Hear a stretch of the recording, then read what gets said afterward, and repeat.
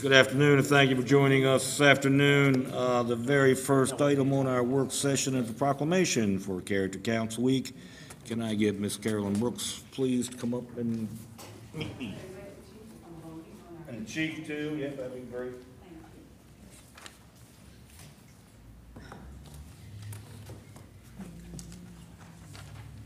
All right. Proclamation, Character Counts Week, October 15th through the 21st, 2017. Whereas the next generation will be stewards of our communities, nation, and world in critical times, and the present and future well-being of our society requires an involved, caring citizenry with good character. And whereas the character of the nation is only as strong as the character of its individual citizens, and the public good is advanced when people are taught that good character counts in personal relationships, in the workplace, school, and throughout the community. And whereas Character Counts provides a framework of universal values that transcend cultural, religious, political, and socioeconomic values to the 6 pillars of character: trustworthiness, respect, responsibility, fairness, caring, and citizenship. And whereas these pillars of character can be learned and modeled by the leaders of our community to improve interactions in our society among citizens of all ages, in turn fostering a higher quality of life and enhancing the image of our city. And whereas we count on our partners to help provide strong and constructive guidance to our citizens through Character Counts in our homes, schools, religious institutions, civic groups, places of business, and community gathering places. And whereas the character and conduct of our youth reflect the character and conduct of society, therefore every adult has a responsibility to teach and model the core values, and every social institution has a responsibility to promote the development of good character. Now, therefore, be resolved in support of the City Council, I, Robert E. Brucci, II, Mayor of the City of Hagerstown, Maryland, do hereby proclaim and recognize October 15th to the 21st, 2017 to be Character Counts Week, and urge all employees to seek out opportunities to incorporate these core principles into their work in parks and recreation activities, child care programs, community events, and I encourage all citizens, corporate and individual, to model these traits of good character and an ongoing commitment to promote character development and proper behavior throughout our community. Signed by me.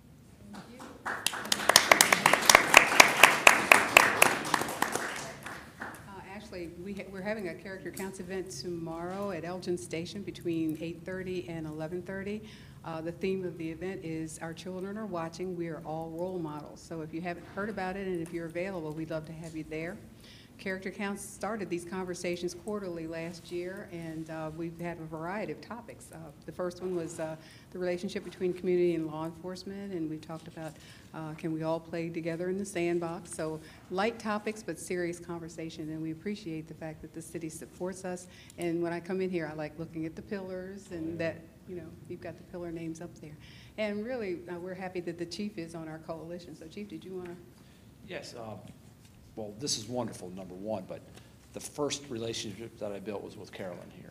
When Carolyn invited me for Character Counts and the Conversations That Matters, we started our first one last October. This is our 4th one now, and it's an ongoing series which is perpetual. It's great for our community. Carolyn and her team are just absolute wonderful advocates of our community, so it couldn't be better. Couldn't be better. Thank you both very much. Thank you. Oh.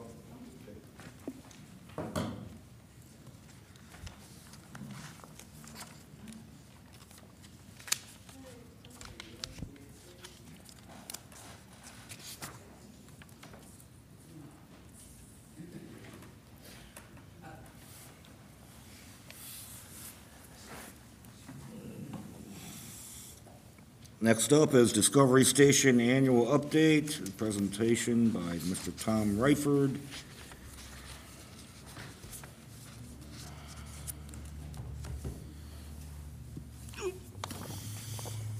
Good afternoon. Hello.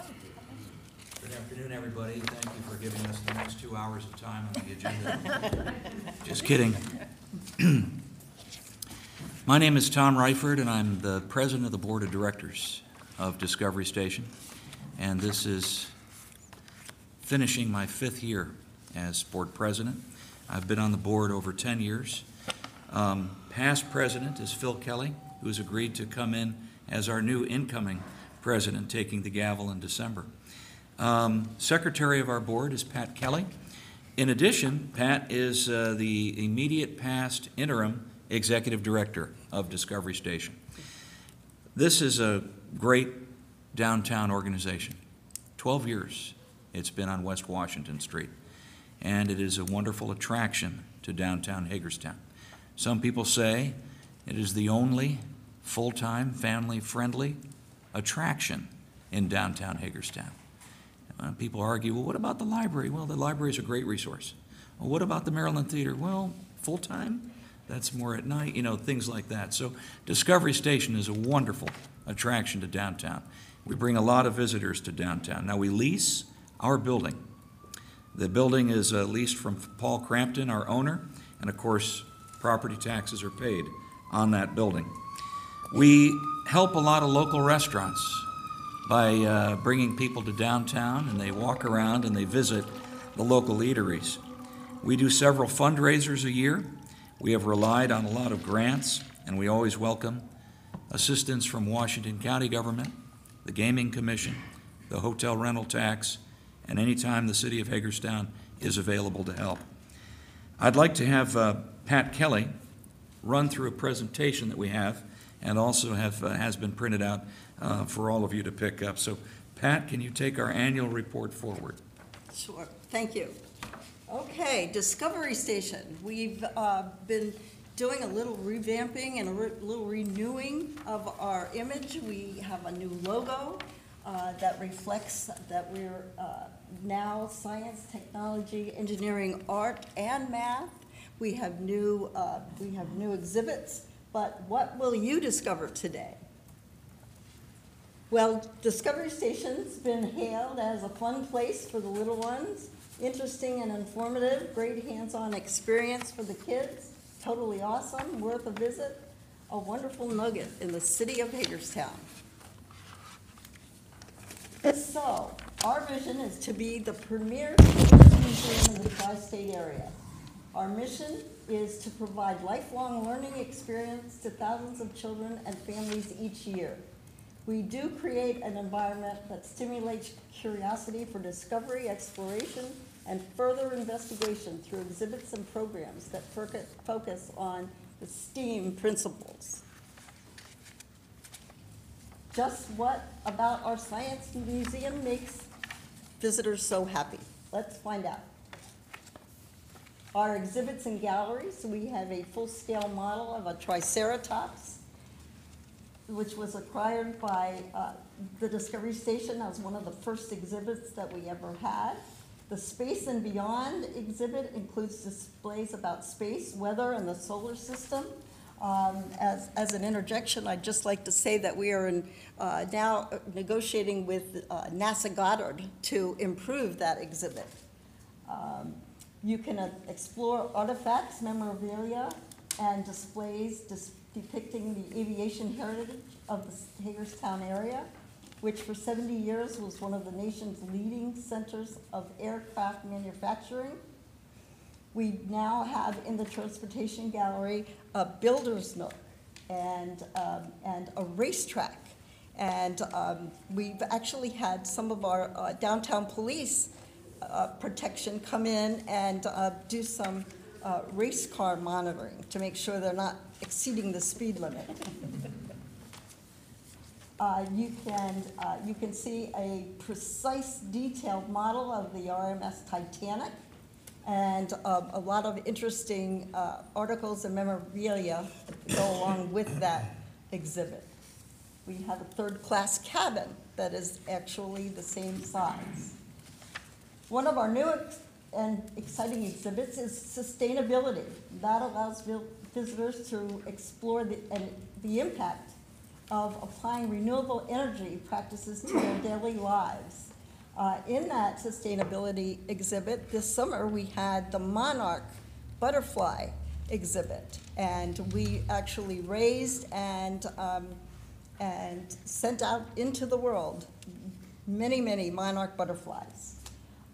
It's a fact. Children who play with blocks tend to do better in science and math. That's why we brought the interactive exhibit to the Discovery Station, the Builder's Nook. STEAM is a new educational approach that integrates STEM lessons with art.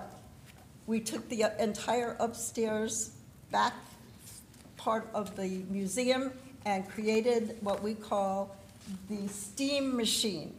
It's the art and crafts, and we have a white space for kids to draw on. We have a chalkboard for them to draw on. We have art supplies, we have craft supplies, and it has been absolutely a wonderful addition to our museum. You can also see Lego robotics in action. We have countless students all across the nation engaged in Lego robotics education. They actually have teams in a lot of the elementary school. We've had Emma K. Daub come in and actually do a program in conjunction with our Lego robotics. We also have baseball, Civil War trains and music. We have a grocery store kids can shop in. We have the Moeller organ exhibit. We have music of the Civil War. We also have a Japanese exhibit. Early Childhood Gallery features age-appropriate play and learning activities for children 5 and under. And this is the next focus of our renovation. We need to update and recreate some of that space. So that's our next project.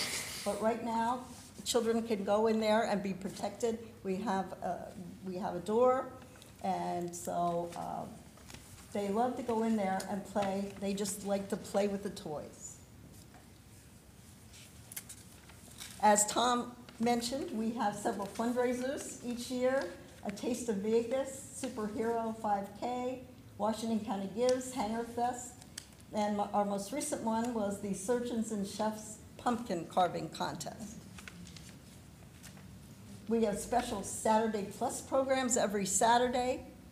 Children can come in, and with the price of admission, they are allowed to they're presented with programs that are various subject matter. They can then enjoy the museum. We have a special story time every Wednesday at 11, where our pal, Earl the Squirrel, comes and recreates adventures.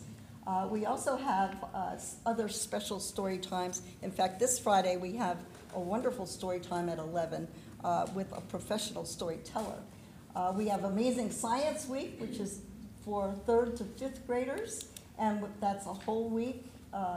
We don't close the museum. We just have a class every day. So it's hands-on science fun. You can also have a birthday party. We have 2 rooms that you can use. We have a party room, and we have our Explorer Cafe. And so we have a lot of birthday parties. Children just love to have birthday parties in the Explorer Cafe and in the party room. We have a gift shop. We have lots of unique items in there, and you can actually browse and purchase items at the gift shop without museum admission. We offer memberships to all of our patrons. We have a Washington County membership and a non-resident. That allows them to have a 10% discount off of the treasure gift shop and off of the party room rentals. We are also associated with the Association of Science Technology Centers Incorporated, which with our membership to our museum allows our members to visit 400 participating museums year-round.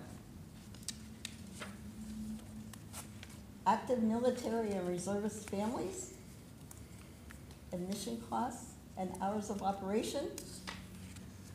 In appreciation of our active servicemen and women and retired veterans who served the country, Discovery Station participates as a Blue Star Museum all year with no admission fee for active servicemen, women, and active reservists and their immediate families.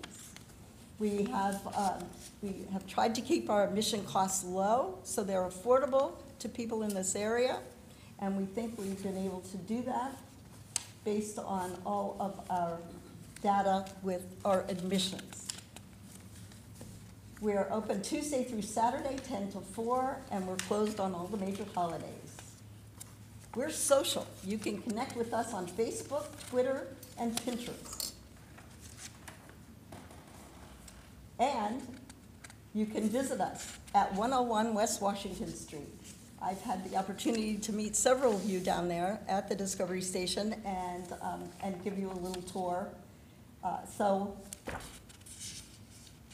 there's always more for all ages to explore and learn. And we hope that, that you will come down and see us.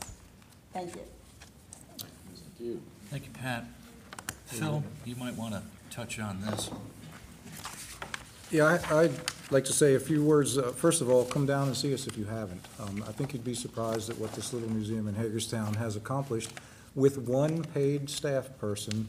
Even our executive director, who is usually volunteer and interim or temporary, is not paid. Thank you very much.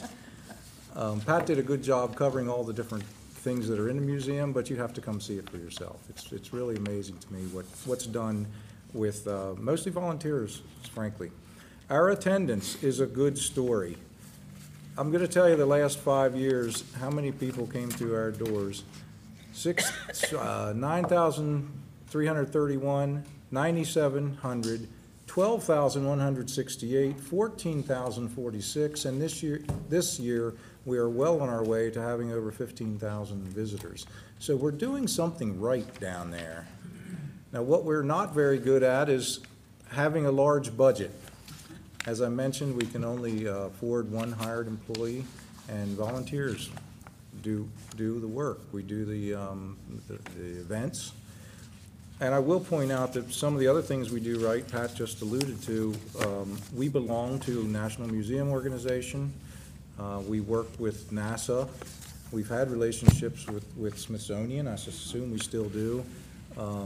We also have partnerships with local companies, and for example, the sustainability exhibit, as you know, that would be near and dear to my heart. My company would participated, but Volvo, we have a Volvo robot sitting in the museum. So I really think we do everything right, and we deserve as much support as we can get from the community. Thank you, Phil. If you've ever been to Discovery Station, especially at the new upstairs Artscape room, which is our STEAM exhibit, which is very hands-on, it sounds like children playing in a swimming pool. Families love it. It's wonderful. It's a lot of fun. Some of you have brought your children there. I thank you. The NASA and the Applied Physics Lab exhibit that Johns Hopkins has helped us with is becoming larger. We have an astronaut coming to speak to the community. We have a baseball exhibit, a transportation room. We have the largest Titanic exhibit in the Mid-Atlantic. If you haven't seen it, you need to see it. But what we do need is all the help we can get to continue to pay our rent, which is $8,000 a month in downtown Hagerstown. We have utilities that we have to cover. It's a tough nut to crack. We do lots of fundraisers. We apply for a lot of grants. Over the years, the city of Hagerstown has been helpful, as much as, I think, $20,000 in recent memory. The past several years, though, the city has been unable to participate in helping Discovery Station be funded. We would welcome support. A $15,000 ask is what we're here to see if that might be something you'd look kindly upon as you move forward with your budget planning. But we would welcome any participation from the city of Hagerstown, especially since we are an entity that does pay through our landlord property taxes. And if not, cash grant assistance. Is there another way that we can work in lieu of? All of our utilities, of course, are through the city of Hagerstown, water, sewer, and electricity. Maybe there's a way that you can make something work there. However, we're a big part of downtown. We're going to stay in downtown. We're going to continue to make that museum better. And we've had an exciting 12 years, and we look forward to the next decade of improvements at Discovery Station. If you have any questions, we'd be happy to answer them. Thank you very much. Thank you, Lou. Appreciate it. I have two questions. Yes, sir.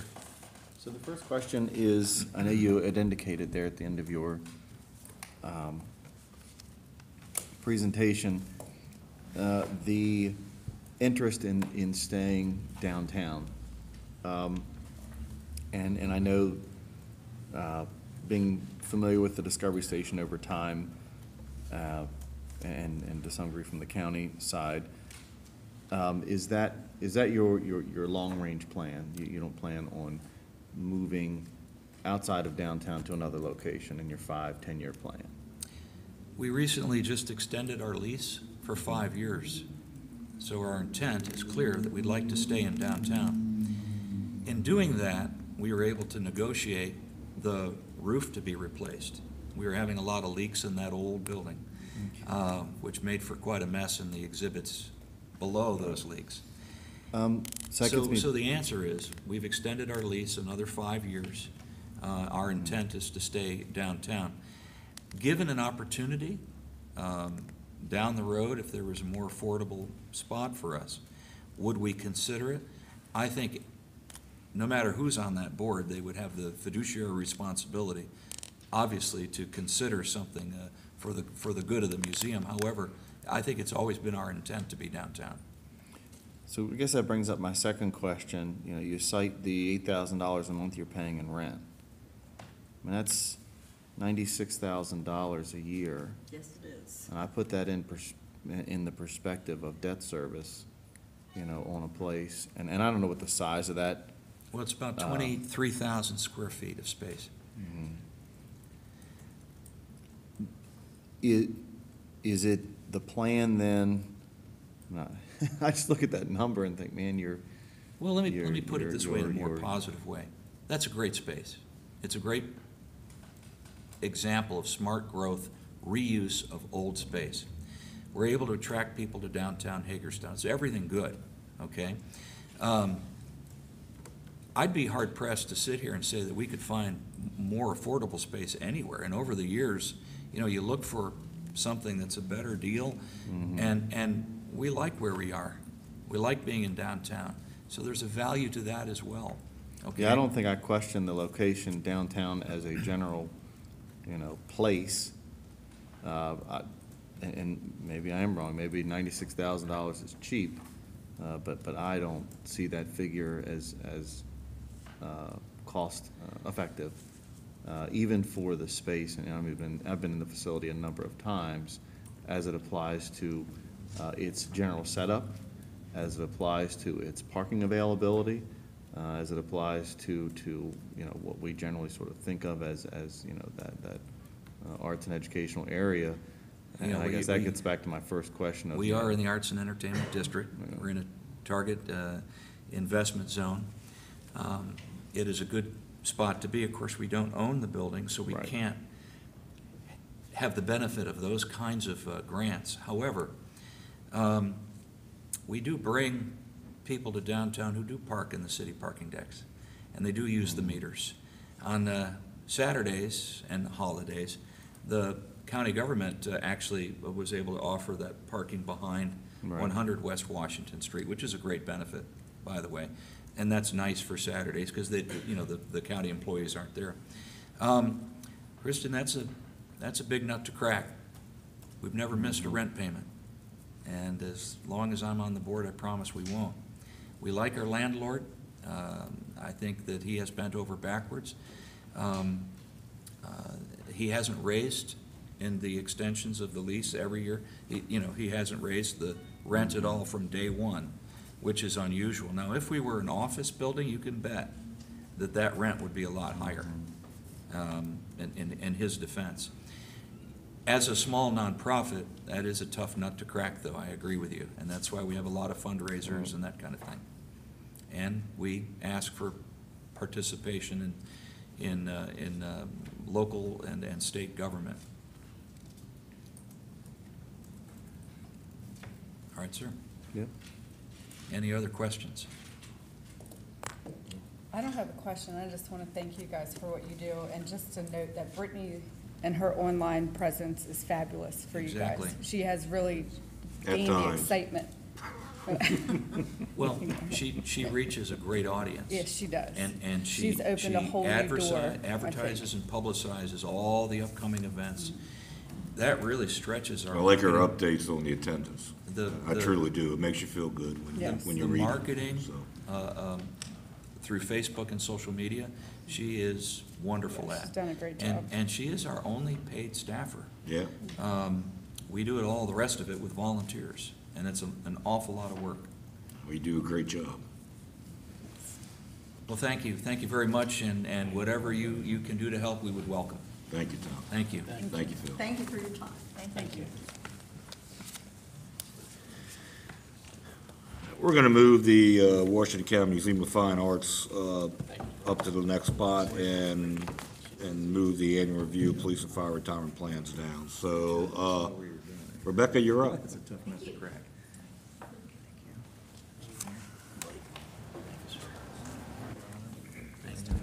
Good afternoon.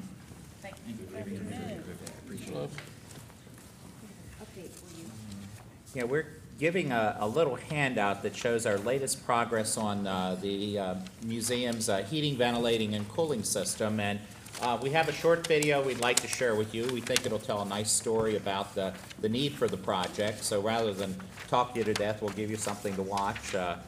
So you're seeing the premiere of this. It was just filmed recently last week by one of our summer interns. It was funded with a Cushwall endowment grant that we received. The need for the HVAC system, you think about the, a budget of about $1.2 million. It's a lot of money, but I put it in perspective with my own home system.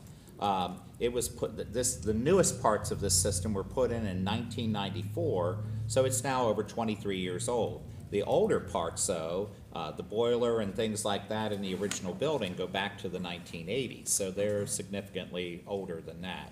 And it's certainly not, it's becoming increasingly expensive to deal with. And we'll go over a couple questions and a couple summary points after we watch the video, and because I don't want to repeat what's in the film. Hi, my name is Al Martin. I'm president of the Washington County Museum of Fine Arts. The museum has provided a place for the presentation and exploration of art of lasting and enduring quality for the benefit of all residents of Washington County and a diverse public, now for more than 85 years. We were established by Hagerstown native Anna Bruce Singer and her husband William H. Singer in 1931 in collaboration with others in our community, with the proviso that the museum adhere to the highest standards of collecting, that admission to the public be free in perpetuity, and that the museum provide an active program of public art education. Their generosity many years ago, and that of subsequent collectors, has resulted in a remarkable collection of over 6,500 works of art with a particular strength in American art. We're so pleased that over the last 5 years, the museum has been able to invest with public support over $750,000 into complete roof replacements of our original buildings, of the gallery upgrades in several of our galleries, and replacing the 1930 historic skylights. Now, the top priority is a complete replacement and upgrade of the aging and outdating HVAC system. The museum requests critical financial support for this crucial infrastructure project. The heating, ventilating, air conditioning replacement and upgrade is one that will dramatically improve the museum's ability to meet art museum standards for temperature and humidity control and to improve energy efficiency. The total project cost is projected to be about $1.2 million. The current HVAC systems are aging, failing, and providing inadequate controls. Problems facing the museum include outages, lack of redundancy, lack of humidity control, the inability to maintain museum climate standards, and concerns that this problem with the HVAC system makes a threat to the collections and our stewardship of them. The museum's national accreditation and its reputation rest upon our ability to be able to maintain these best practices, including controlled environmental conditions to preserve and protect the works of art entrusted to our care. The building is currently served by 2 compressors in the courtyard behind me. The carrier unit serves the 1930-49 original buildings. The York unit serves the 1994 building addition. Each unit is equipped with 2 condensers, but only 1 in each unit is currently functioning due to their age. As a result, there's been no redundancy in either system and a lack of available replacement parts, leaving the museum vulnerable to unacceptable fluctuations in both temperature and humidity. Replacement is needed as soon as possible. The heating and cooling and humidity spikes are detrimental to the preservation of our art collection.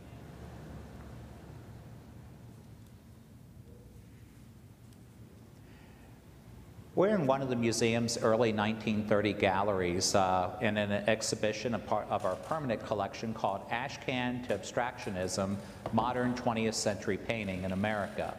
This unit, this gallery is served by the old carrier unit that we were looking at outside.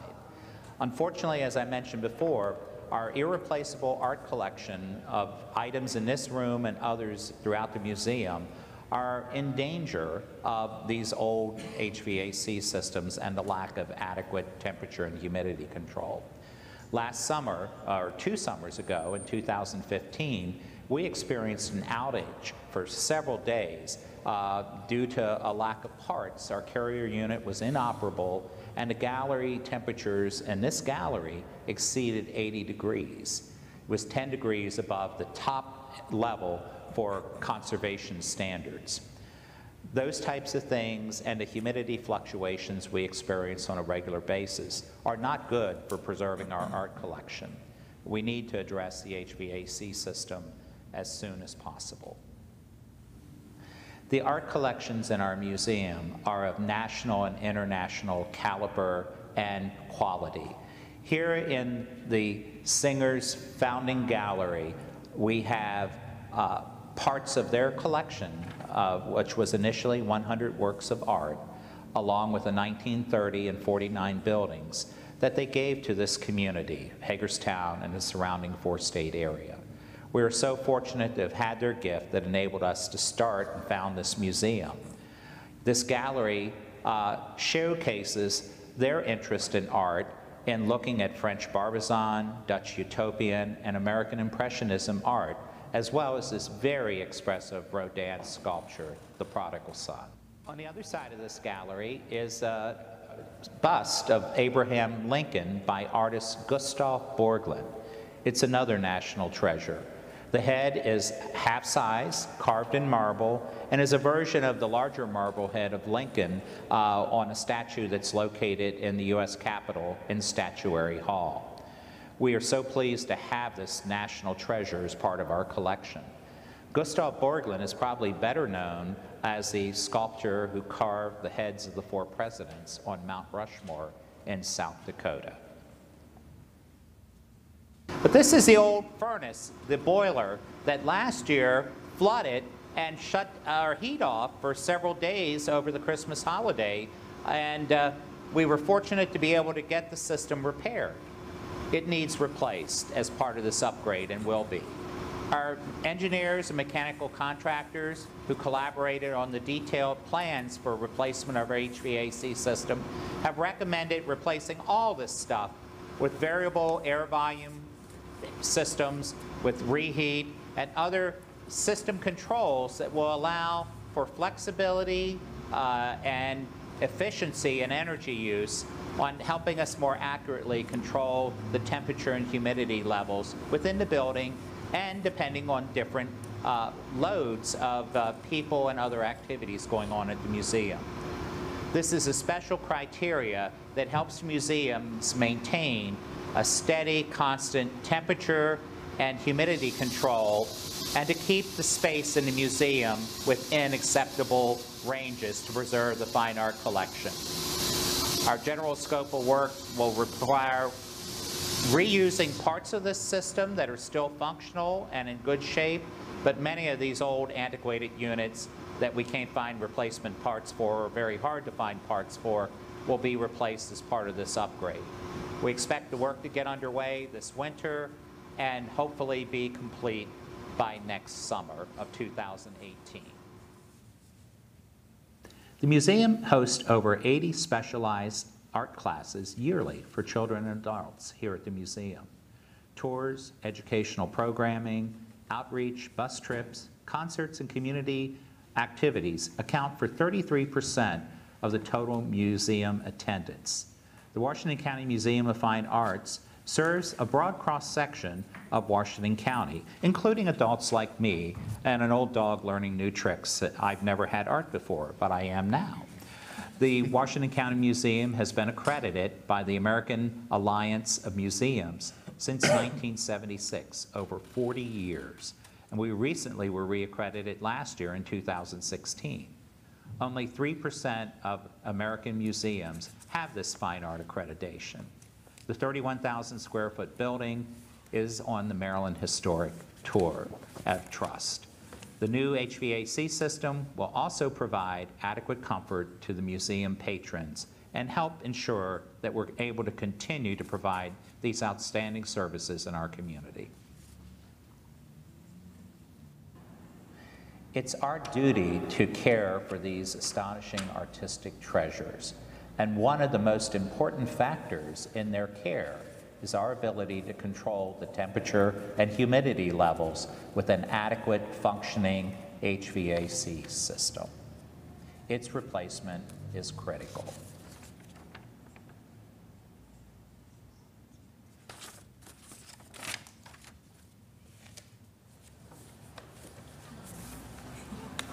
Well, thank you for your attention to our video. Our request really today is to ask for the city's assistance to assist us in this project. The sheet that we just passed out is the latest information we have, and what seemed like an impossible task is now, we're seeing an end in sight. And fortunately, the light at the end of the tunnel is not an oncoming train. We are well within our reach of achieving our goal of funding this project. And as you look at the attached sheet, you can see that of the $1,150,000 project, we've raised over $600,000 to date, including the Washington County grant over 5 years at $350,000, a Maryland Energy grant that of $120,000, and the other funds there totaling the $616,000. Our plan to raise the rest of the money is to conduct a trustee and key donor campaign where we hope to raise another $200,000 to $300,000, and we are hoping to get request city support. We are certainly very appreciative and have benefited greatly from the city's and the county's continual funding of our annual operating budget. I know the city right now is giving us $40,000 a year towards annual operations.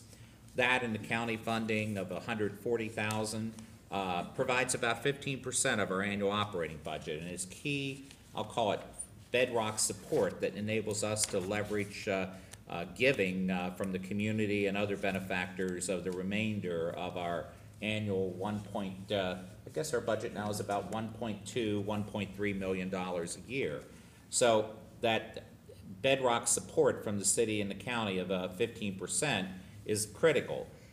We are asking, though, that if the city could find in its ways to give us some forgiveness on the permit and inspection fees. I believe that will be probably not, talking to Rodney preliminarily, we're looking at about several hundred to $1,000 or $2,000.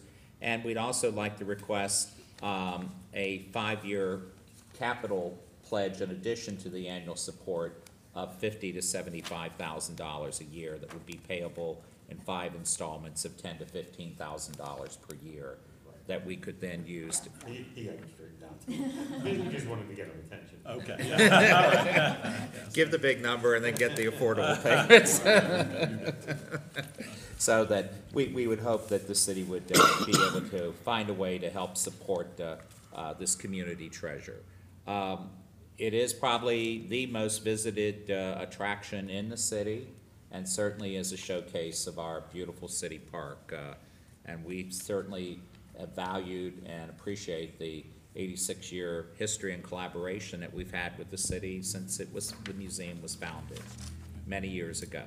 We're truly a unique treasure, and probably, I'm going to say, well, I know we're the only accredited fine art museum west of the Beltways, and probably one of three of a caliber such as we are, the other two being in Baltimore with the Walters and the Baltimore Museum of Art. There are a couple other smaller museums in Easton, but certainly nothing like we have here or they have in the center of the Baltimore area. Any questions for us? Go ahead. Well, I just would like to say, you know, we have been talking about this project at our joint meetings with the county commissioners the last few years. The urgency of this did move up, though. The flooding in the boiler well there, and Christmas, and the issues in the summer there with the humidity have moved that up, and I guess this generation of trustees has looked at this as really trying to put some once-in-a-generation things in place for the next generation. We wanted to make sure the art was dry, so we redid the roofs and the skylights and everything.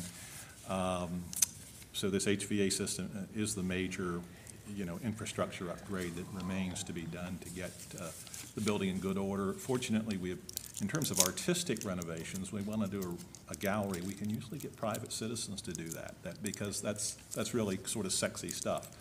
But when you're going to try to replace, cooling equipment, that's a little tougher nut. So. It's the kind of thing that people don't see. They just expect that it's there. So I have a comment, and thank you for coming in and making the presentation. And, I actually have this comment to make at the end of the evening this evening, and it relates indirectly to the museum, but I think it relates to your request here. So I'm sure most folks out there have heard. Recently there was I'll call it a bit, a radio bit, by a particular radio station, 101.5 Bob Rocks. And I don't know what I'm allowed to legally say or not say, in terms of getting in trouble, but what they did was they basically made fun of the city, and they made fun of a bunch of communities in different bits, but they make fun of the city of Hagerstown, and they disparage the community, and in particular, they make fun of the city park, and they disparage, the museum in terms of, no one's ever been there. And I know that's not true. I go there. I grew up in the South End. My kids go there. So, I live in the South End now, and in fact, my daughter got an award there a year or so ago. And we spend about $11,000 a year advertising with that business that disparaged this community, our park, and that museum. That would be money I would immediately be happy to take out of that pocket and upgrade your HVAC system. I think it's, so I know that we'll have budget talks, and I know this is a bit tongue-in-cheek, but you have my support on your request for that amount, at least for that 50. And there's one easy place that I could locate right away that makes all the sense in the world, not to be giving to businesses that don't lift this city up and give it to those that do. So thank you. Thank you. We appreciate that, and really do thank you for your support. We were quite shocked when we learned of the sort of disparaging remarks about the museum. We do, I think we have last year we had 48,000 plus visitors, 20% of whom came from outside of the 50-mile radius that defines tourism. Just the last 3 weeks we've had events that have brought in lots of folks from east of us, which is very interesting to me because we've been targeting our marketing in really north and east and south. And we think it's finally working, that we're getting people to drive, to the west for culture. And the city park and the museum in combination, as well as all of the wonderful assets in immediate downtown Hagerstown, I think are a fabulous draw. And we have so much to be proud of here. And we really are very fortunate, the fact that 80 plus years ago, almost 90 years ago, people had the vision to accept this kind of gift from a community person that wanted to give back to her community, and the legacy that the singers left to us. I think you, all the predecessors or trustees and others, have been good stewards of that legacy, and our community today benefits from that. We are very, very fortunate to have it. And the changing art exhibits, people that have been there and say, oh, I've seen it, don't realize that the exhibits, while certain aspects of it stay relatively permanent, they're really, outstanding, irreplaceable national treasures. Those 6,500 works rotate through all the time, and we continue to have traveling exhibits that really bring outstanding art to our community. So that every 6 to 8 weeks, there's something new there for people to come and see. Thank you all very much. Thank you. Thank you. Thank you. Yes. Well, we look forward to hearing from you. Thank you. I'd like you Thanks to for know your that time. Roger Fairborn is also a member of our Board of Trustees and is here. And of course, you all know Wallace Lee. Thank you. Thank you very much. Thank you all.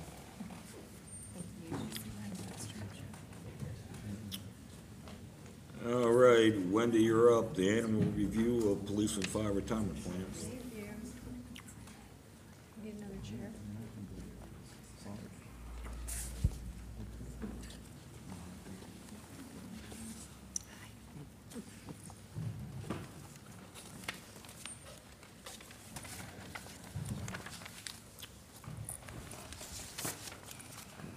Good evening, everyone.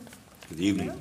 I'd like to welcome Al Winters, the Senior Vice President of CBES Retirement Services, and Lisa Loper, Vice President and Senior Investment Advisor of PNC Institutional Asset Management.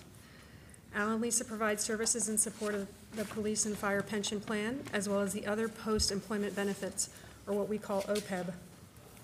Al will provide us with an annual actuarial review of the plans, while Lisa will provide us with an overall performance of these plans. We will be asking Mayor and Council to consider recommendations for changes to both of the plans. As presented in the packets that you have, and you may know already, that the city has a committee of 9 members dedicated to reviewing the police and fire pension plan on a quarterly basis. And also, I'd like to personally thank Susan DeLauder, our city's benefits and wellness administrator, for her coordination and day-to-day administration for both of these plans. And now, I'd like to turn it over to Al. He'll begin. Good afternoon, everybody. Thanks for having me again. In regards to the changes that we're talking about, the only changes that we're talking about at this point in time are changes to the assumptions used for the presentation of both the fire and police pension plan and the OPEB plan in the city's financial statements. Back in February, we made certain recommendations for determining the annual funding of the pension plan, and those were kind of acceptable. We'd like to codify that in a motion so that we could use those same assumptions for the presentation in the city's financial statement. So that's just the only change that we're talking about in the plan. Just flip that here. Okay. I'm going to skip through some of these slides in the interest of time because there's background information, and the same background information we presented numerous times as far as the plan provisions. There's really not a story there. The plan demographics, still everything's in line with where it was last year. Total number of participants in the plan, consistent with where we've been at with 273 people. Nothing really new there. Projected plan payments. The blue line are the payments that have already been earned to date. So if the plan was shut down today, that represents the benefit obligations that have been already earned by members in the plan.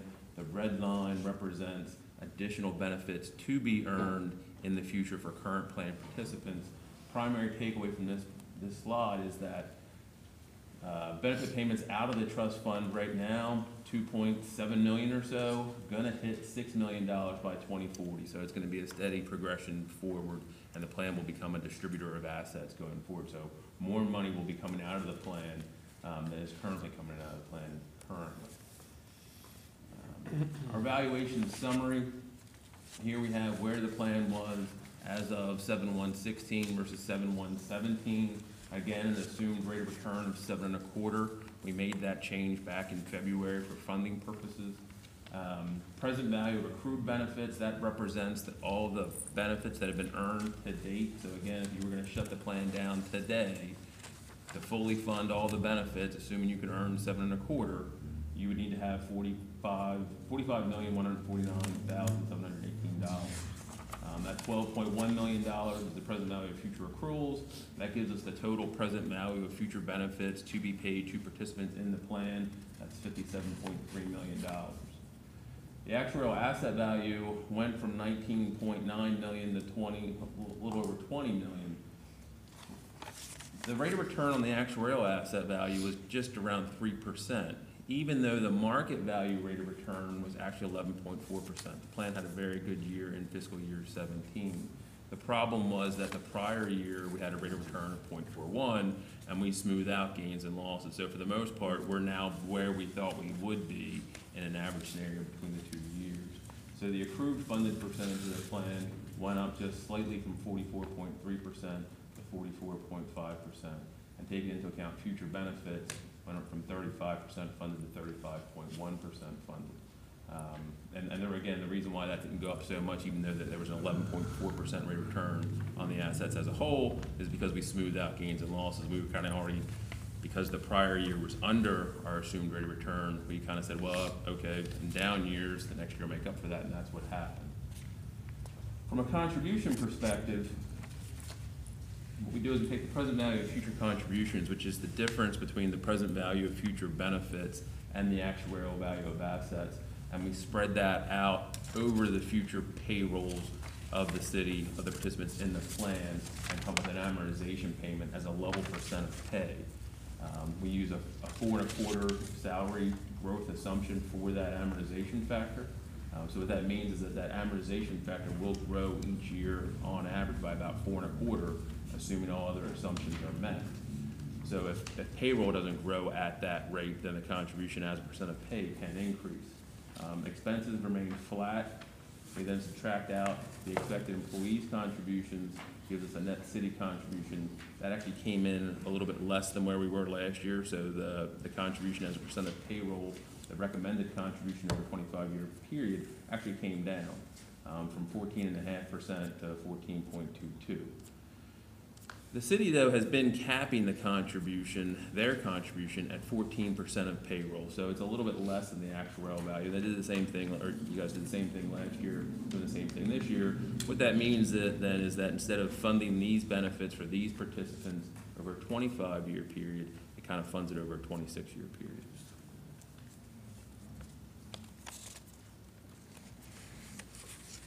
Looking back historically, so where we're at current budget for the city is that employees put in 7% of pay. The city kicks in 14% for a total budgeted cost of 21%. You can see that employee cost has remained flat over time, whereas the city's contribution has increased kind of dramatically over the last 10 years or so. And even if you go back to when the plan was first established, back in '99, the contribution rates at that point in time were kind of equal. Each side was put in the same amount, and the city's contributions have gone up, primarily due to the fact that interest rates have continued to decline and earning rates of return that were expected back in the late '90s, that didn't occur, and people have been living longer, and that's been borne out on the city side. Here we just have a summary of the historical cash flows, but instead of kind of spending a lot of time on that, I'd like to kind of take a look at where we think, well, this is the rate of return. This is just historically the rate of return and where it's been, the red line being what the assumed rate of return would be, and the blue line being what was actually earned in each year. In '06, we actually lowered it from 8 to 7.75. Earlier this year, we lowered the rate for funding purposes from 7.75 to 7.25. but the city's financial statements for fiscal year 17 still reflected a 7.75 rate of return. We will be asking for a motion later on to change the city's financial statement assumption to 7.25, the same as we use for determining the recommended contribution amount. Over the last 5 years, the plan's actually done pretty well, earning a 9% rate of return, but over the 10-year period, it's only been 5.5. Been a couple of kind of what we like to think are one-time events, but they tend to kind of keep happening. On slide 9 is what I think is probably the most important slide, because it's not so much a picture of where things have been, but it's a picture of where things are kind of going. When we fund the plan for current participants over a 25-year period, each year you add new participants to the plan and a new 25-year period. So we have here is the plan's funded percentage over time projected out through 2044. The plan, we're able to earn any 1/4% rate of return, and the current contribution level would take the plan's funded status would gradually improve until it's above 90% funded. The 7.25% rate of return is going to take that just up to 70%. If we wind up staying around 6.25, though, the plan kind of treads water, and then gradually, as it withstands those retirements that we showed earlier on, where those payments are going to come out of the plan and rise up to $6 million a year, as it withstands that, then things would gradually improve. But if the rate of return is 5.25 or less, the plan's funded status would continue to decline, and additional contributions would have to be made into the plan to keep the plan just where it's at today. So I think that's important. Here on slide 10, we actually have the GASB reporting. So we determine each year what we think the actuarial cost of the plan should be. The Government Accounting Standards Board actually says this is how you're going to show the plan in the city's financial statement, which then affects the bond rating and things like that. Fiscal year 16 was done at a 7.75 rate of return, and the same thing for fiscal year 17. The last column we show what it would be using the same assumptions we use to determine the minimum contribution, and to be quite frank, where we think things are, or kind of bringing them back to where things would be more reasonable. Right now, it'd be very difficult, and I think unlikely over the next 10 years anyway, to earn a 7.75 rate of return. Lots of municipalities, lots of governments are currently struggling with lowering their rate of return. State of Maryland, for example, is now considering, I think, a 10 basis point decline in their rate from 7.55 to 7.45, but they're going to do that over a 2-year period. So what we're recommending, though, is kind of going to that 7.25 where we lowered it for funding purposes back in February. And what that would do is that would take the GASB gross liability from $49.9 million to $52.9 million, and increase the net obligation from $29.7 million to $32.7 million. So not a huge impact either way, and quite frankly, I'm fairly certain that when the crediting agencies are getting things and seeing a 7.75 rate of return, I think they're adjusting the liabilities themselves to something that they think would be more realistic. So that's where we're at on the pension. Is there any questions about the pension plan before we move on to the OPEB? Okay.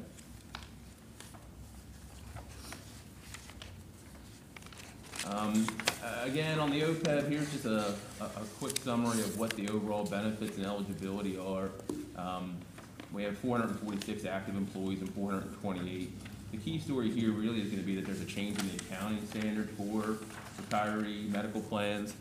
Previously, under GASB 45, you did not have to show the full unfunded actuarial liability on the balance sheet. Starting with fiscal year 18, the total unfunded liability will have to be reported on the balance sheet. So for fiscal year 17 and before, what was shown as a liability was the difference between the recommended contribution to the plan and what the city actually put in. So if the recommended contribution was $1 million and you put in $900,000, then you had a liability of $100,000. Likewise, if the actuarial contribution was $1 million and you put in 1.1, you could record an asset of $100,000. Historically, the city's put in more each year than the absolute rock bottom minimum actuarial contribution to support the OPEB plan to the total tune of 2.9 million and change. We actually say about $3 million.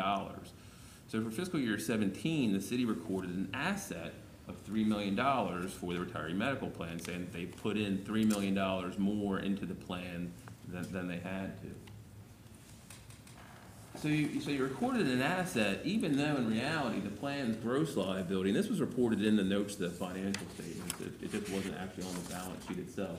The total gross liability for the retiree medical plan was $36.6 million, and the assets were $8.7. So even though there was a pretty large unfunded liability for the plan as a whole, the city was able to record an asset for that. GASB thought that that was producing distorted financials across municipalities and governments throughout the country, and changed the accounting requirements for retiree medical so that they now line up with pension plan accounting. So now that total unfunded liability will show up on the balance sheet. The other thing that's a little quirky here is that for the retiree medical plan, where the trust fund's assets were invested the exact same way as the pension plan, the assumptions used were different. For GASB 45, or retiree medical purposes, we were actually assuming a 7.5% rate of return and a 4.5% salary growth assumption. We'd like to line those up with what we're using on the pension side, which would be 7.25% and 4.25%.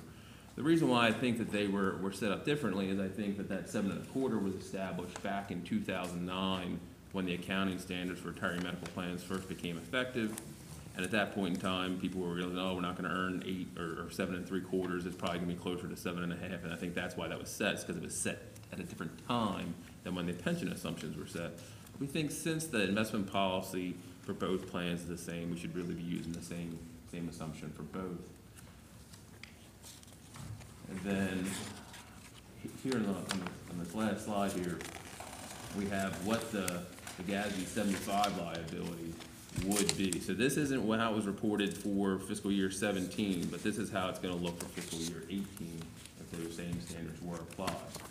The total OPEB liability under that 7.5% rate of return was to be $36.6 million with assets of 8.7 for a balance sheet liability of 27.8.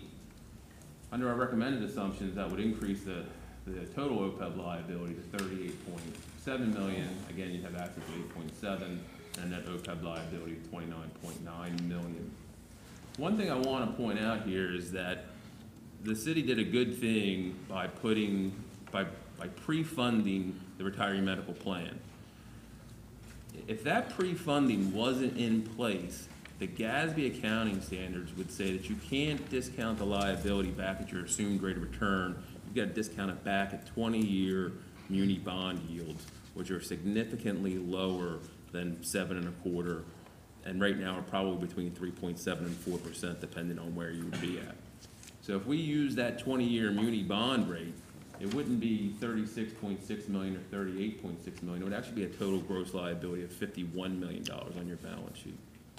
And that, to be honest with you, is where most municipalities are going to wind up being. Most municipalities have not pre-funded their retiree medical benefits. You guys are going to be an outlier there to the positive.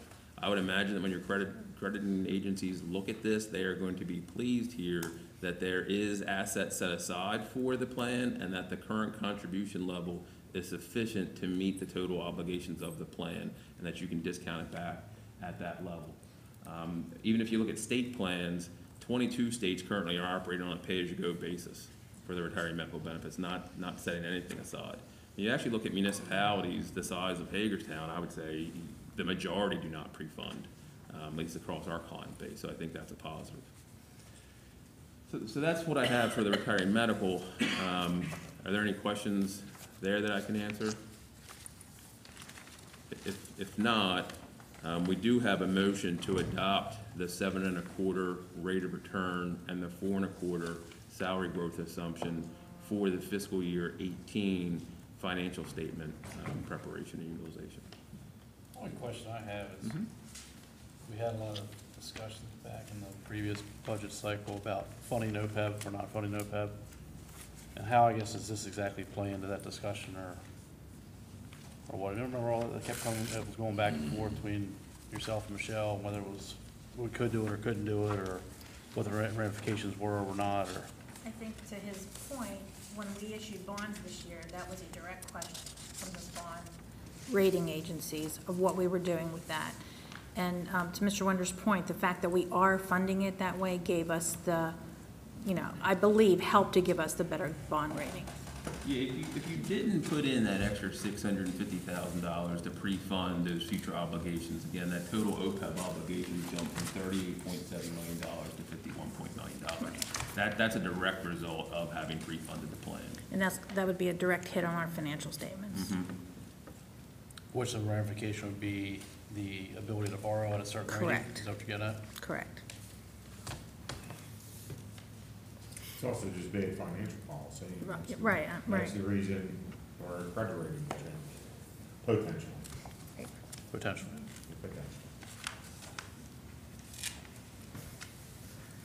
Thank you. So, I hate to sound like a broken record on this item, but the 14%, it says employees currently contribute 7% of pay to the plan. The city currently targets a 14% of pay contribution.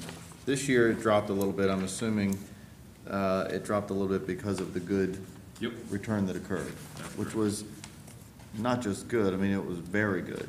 Well, but part of the reason was that the prior year was a 0.41% rate of return, so we had a even bad on year to good year. even on that scale of averages, it was a good year.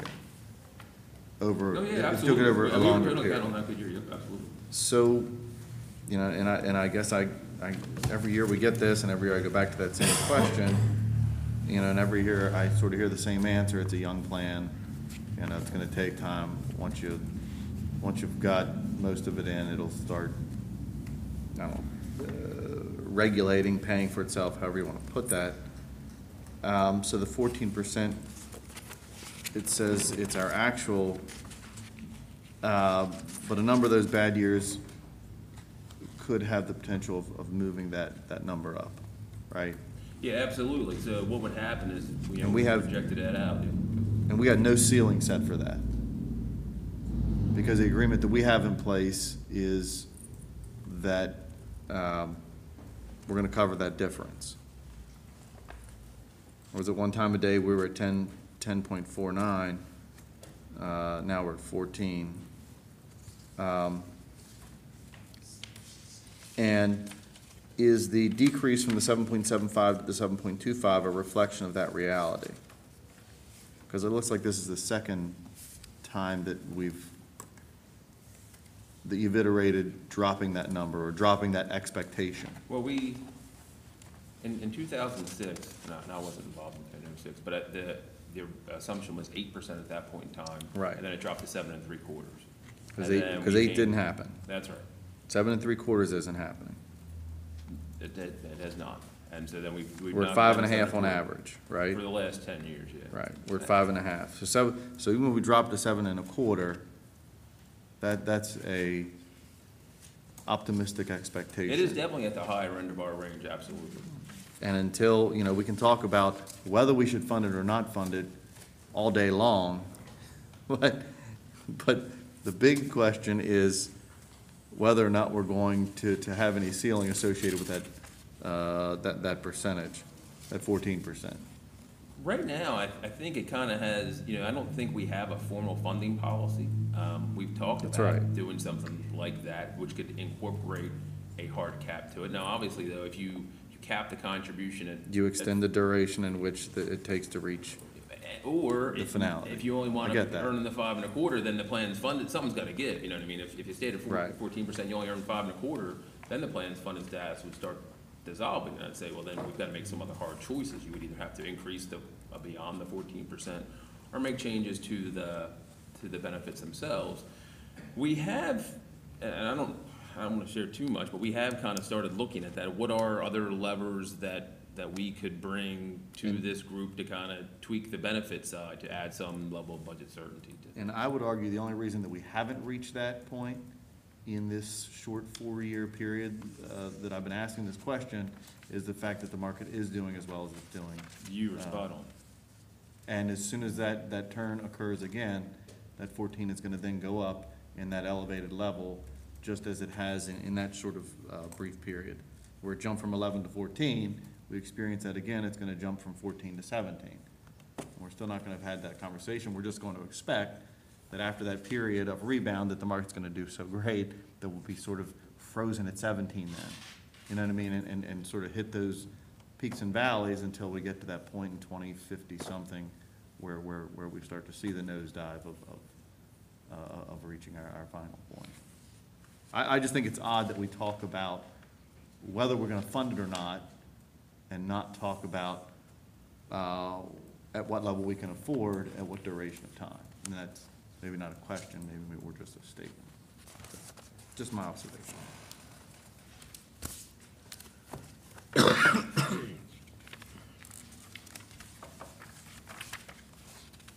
Any other questions? Okay.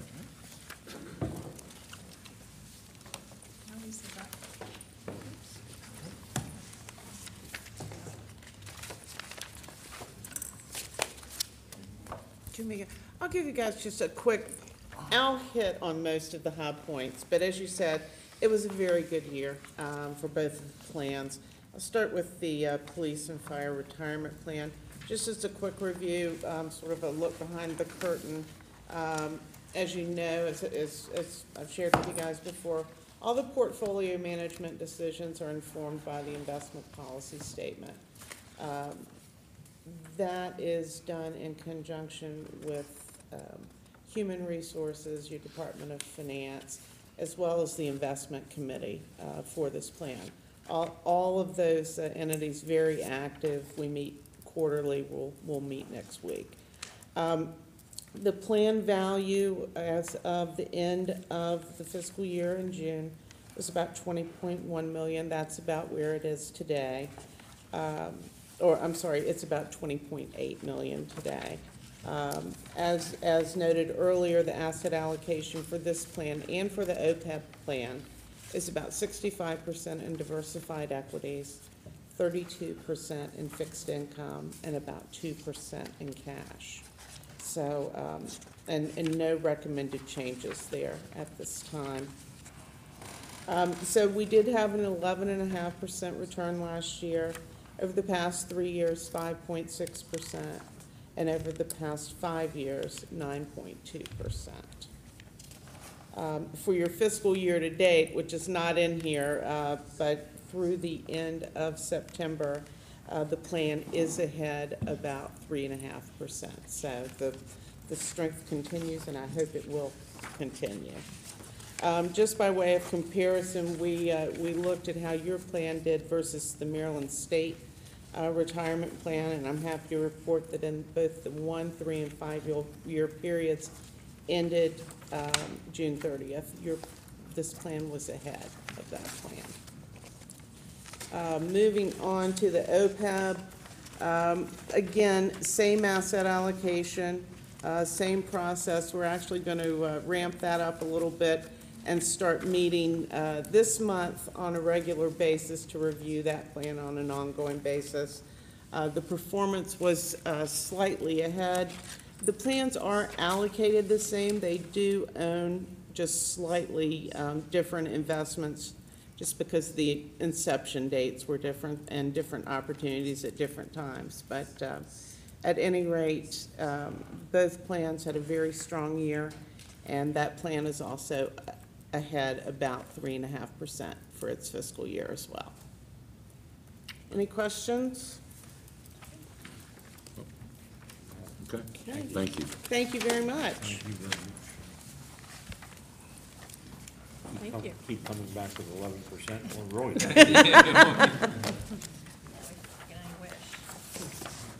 The motion that was mentioned will be before you at your regular council meeting this month.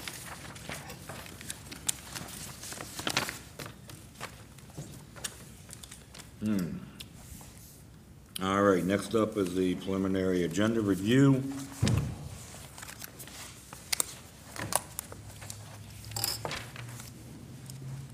I'll call the meeting to order next week. The invocation will be given by Councilmember Metzner. We'll have the pledge of the flag. We'll have some announcements.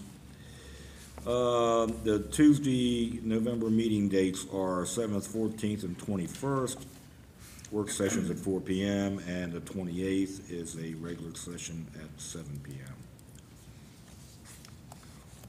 We have board appointments to the Board of Zoning Appeals, Historic District Commission, and Bicycle Advisory Commission. We'll have some guests. We'll do 2 proclamations, Red Ribbon Week and Economic Development Week.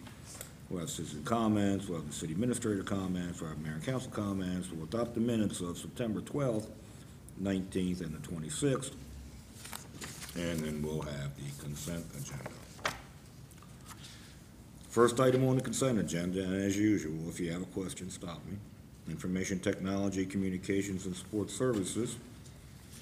Microsoft Exchange Enterprise Server Software Upgrade, Vision Business Products from Carnegie, PA, for $34,857.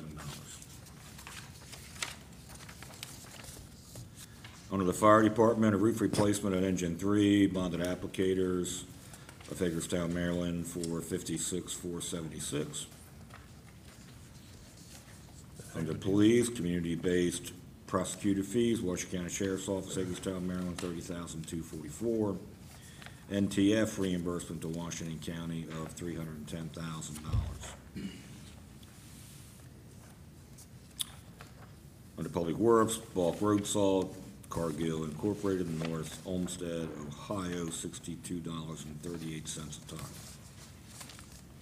The only question I have with that one, further on, we're gonna get to, I guess, the salt utilization with State Highway at 90-some cents per ton.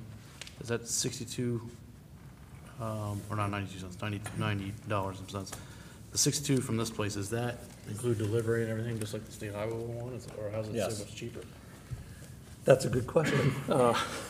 Don't really know. For many years, the city piggybacked on a contract with the state of Maryland. They bid it out, and then eventually the state didn't want us to bid with them. So Washington County and the city went together and bid them out, and we've gotten better prices every Yeah, I year was reading since that. then.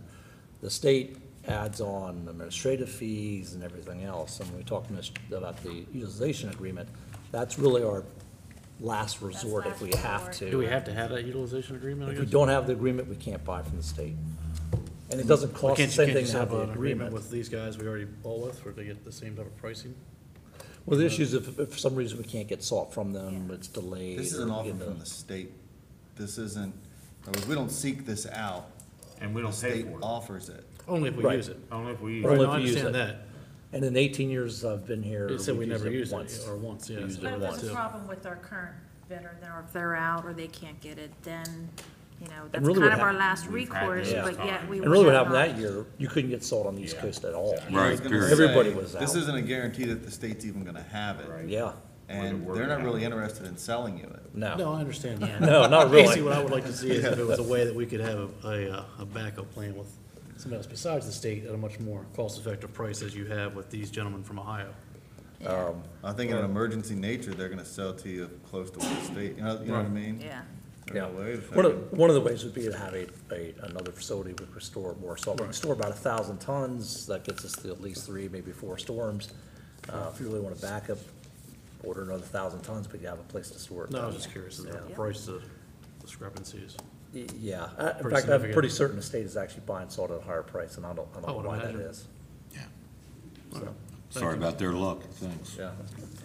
We could sell it to them, maybe. You see, we see the same. All right, under utilities, electric transformers, national transformer sales, Raleigh, North Carolina, $75,089. And under electric, 3 vehicles from Keystone Ford for $84,755. I think Keystone Ford was the only bidder, is that right? I have to pull that sheet. I just lost my place. There seem to be a lot of vehicles from Keystone Ford, I guess they, That's the bid through the Pennsylvania Coast Guard. oh, okay. Ford makes good vehicles. We've done that in the past. Well, I understand that, but there's We piggyback on their bid process. just curious why it's always Keystone. All right. Thank you. Thank you. Thanks, Nathan. What are these vehicles anyway? Just out of curiosity. F-150 pickups. Okay. There is no unfinished business for next week, and under new business, approval resolution memorandum of understanding with Frostburg State University, Borough Box 60 West Washington Street, the approval resolution memorandum of understanding with SCORE, Hagerstown, number 0539 for the Borough Box 60 of West Washington Street, the approval of salt utilization agreement with Maryland State Highway Administration, approval of a contract extension with the Groundkeeper, Inc., approval of the City Center Holiday Parking Program, approval of the 2017-18 after-school program at R.W. Johnson Community Center for $17,940. The approval of amendments to the police and fire retirement calculations, which we covered just a couple minutes ago. The approval of the stadium improvements for the 2018 season, which we will cover next. And the approval of a memorandum of agreement with the Maryland Historic Trust and Hager 5 LLC for the property of 43 to 53 West Washington Street. Any questions? All right, seeing none, moving on to the proposed stadium improvements for, preliminary budget for the general fund agency contributions. Oh, my bad. That will be me this evening because Michelle is under the weather and not with us this evening. Okay. So what we have for you, actually, I wanted to pass this out too. Donna, can you make sure everybody gets one of those? Some real numbers. This is, according to our current policy, it's this time of year that we would come before mayor and council to review our general fund agency contributions. The policy is set that way that we discussed this with you in October. It is not completely binding at this time, this decision. This is sort of a placeholder for budget building. Obviously does not become official until the budget is actually passed, because what we're talking about tonight is for fiscal year 19. It's pretty basic. I believe that this has been in place for quite a few years. Council in the past, mayor and council have identified 8 agencies that receive general fund agency contribution. Those being Community Rescue Service, Hagerstown Municipal Band, Hagerstown Neighborhood Development Partnership, Maryland Symphony Orchestra, the Maryland Theater, Washington County Historical Society, the Museum of Fine Arts, and Washington County Free Library. What I passed out to you there are the current fiscal year 18 agency contributions amounts.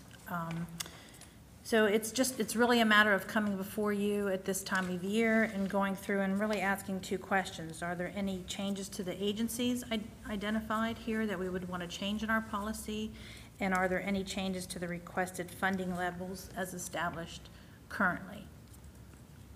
So what we also have is an unspecified agency contribution of $10,000, and that is just there as a placeholder. If someone comes forward throughout the year and request something that we bring back to you, we can use that $10,000 for that amount. I think I'd just like to send out the word that there isn't any more for any other agencies in next year's budget.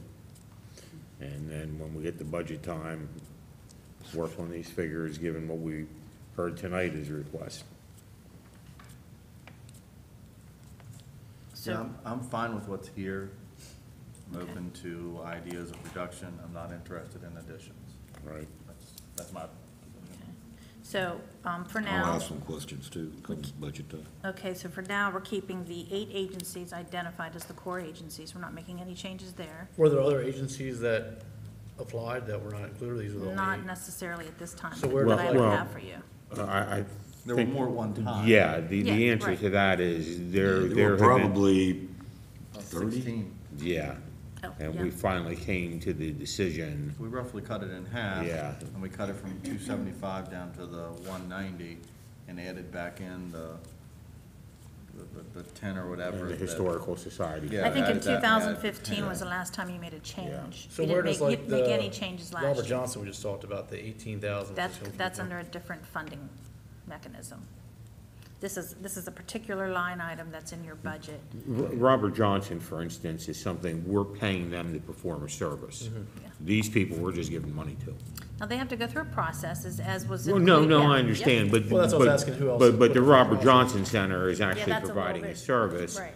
versus the art museum, who's obviously doing what they do, but This is a they're, conglomeration of quasi-public entities that have come in over time and requested funding, in which there was CASA as an example. larger. Well, like the Discovery Station was just here this evening. They're Yeah, an right, example. they're not. Community Free Clinic at one time, we used to give them a significant amount. Well, we still do through CDBG, don't we? Yes, yeah, but not operating. Right. But yeah, Discovery Station's a good example. Right, Discovery Station's a fine example. And what I would recommend is if we decide to find funding for something like that, that we find it right in here. And it's $205,000. It's just not gonna be more spent. Yeah.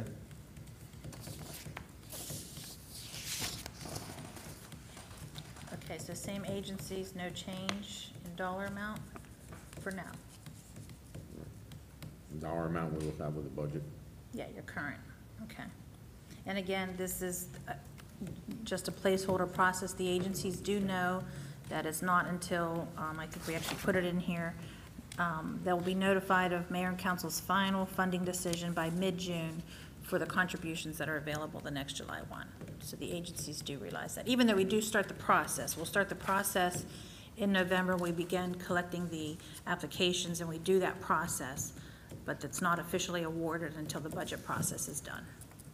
So is there still a potential, I guess you would have more people would apply? Well, no, because sure you're gonna have more people, right? now you're actually, that's what I'm you're wondering. establishing now that you're not changing your 8 agencies.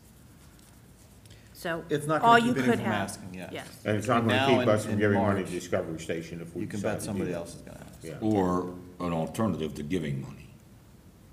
Right. The only little, the contingency that you keep here is the $10,000, small contingency. So really, we're not really deciding anything on that, it's all kind of open. Right, discussion. these are, right, Unless this you is got somebody you wanna preliminary, that's add. why it's And then actually. now. Yeah, I it mean- says That sounds preliminary. like something could be added later anyways. I mean, you could give direction tonight to change the agencies or to reduce the amount, and then that's how we would move forward with building the budget, or trying to build the budget. But for now, we'll keep it as this. It's a baseline. It's a baseline, correct. Okay, all right, we're good? Yes. That's good? Okay. Thank you. So now, proposed stadium improvements for the 2018 season.